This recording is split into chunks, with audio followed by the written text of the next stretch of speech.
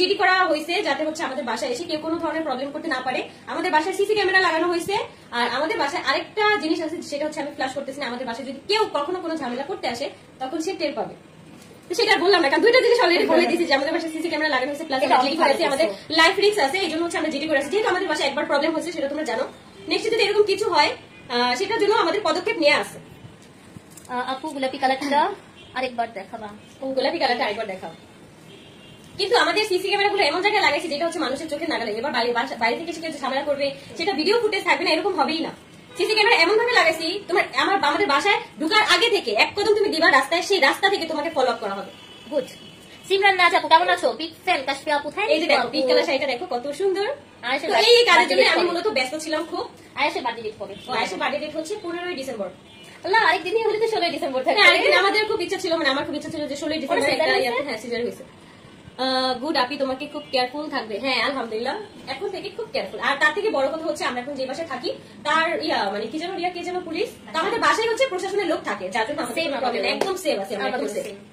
হ্যাঁ আচ্ছা, যাই হোক, এটা পার্পলটা সুন্দর। হ্যাঁ, পার্পলটা কি পরেছে? পার্পলটা হচ্ছে আমি পরে আছি, অনেক বেশি সুন্দর পার্পলটা।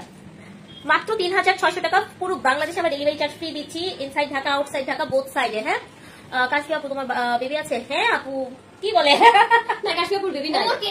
ওমর কে? ওমর তো আমার ছেলে, মাশাআল্লাহ। আমার ছেলে ক্লাস 5 এ পড়ে।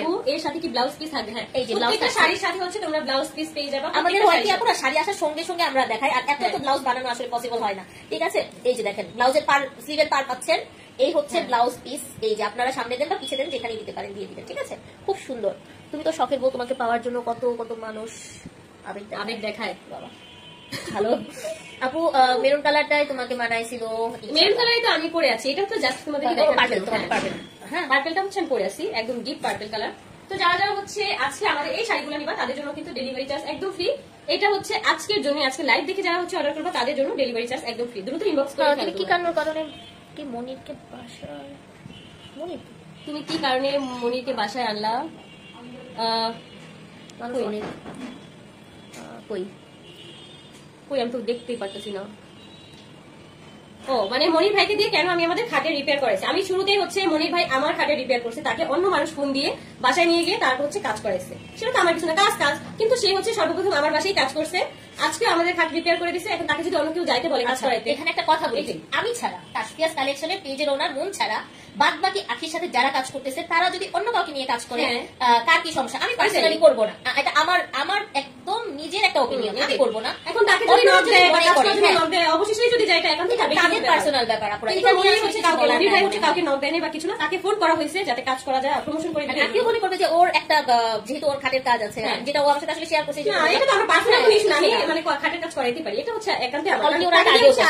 তাকে দিয়ে আমি প্রথম কাজ করাইছি, সে সর্বপ্রথম আমার কাজ করে দিছে। তারপর ও মা গো, ডিম পাড়া হাঁস আমার বাসায় আসো আপু, লাকি মেয়ে। ওর ক্ষুধা লেগে গেছে এখন, বুঝছো? হ্যাঁ, এখানে ঝালমুড়িটা কালকে খাইছি, অনেক মজা। কোনখানে? ওই যে আমরা যেখানে যাই। ঝালমুড়িটা খাই না, তোমার সমস্যা নেই, আমার কাছে মজা লাগছে। যার সময় খেলাম না একটু ভালো লাগে। বিগ ফ্যান হয়ে গেছি তোমার আপু, থ্যাংক ইউ অনেক অনেক ধন্যবাদ। তো আজকের মতো আমরা বিদায় নিয়ে নিবো আপুরা, তুমি চাইলে আরো গল্প করতে পারো। না, আমরা বিদায় নিয়ে নিবো, কারণ আমাদের বাসায় যেতে হবে।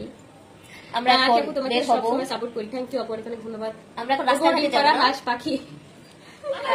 আমরা এখন কি করবো? আমরা এখন হচ্ছে একটু বের হবো, একটু বের হয়ে শীতের আমেজে ঘুরবো। হ্যাঁ, কি বলছে রে? কি সোয়েটার আনে নাই? ওর কি শীত লাগবে? বেশি ঠান্ডা? না, এখন তো বাইরে বেশি ঠান্ডা না। বাই বাই, ঠিক আছে, এটা বলিনি।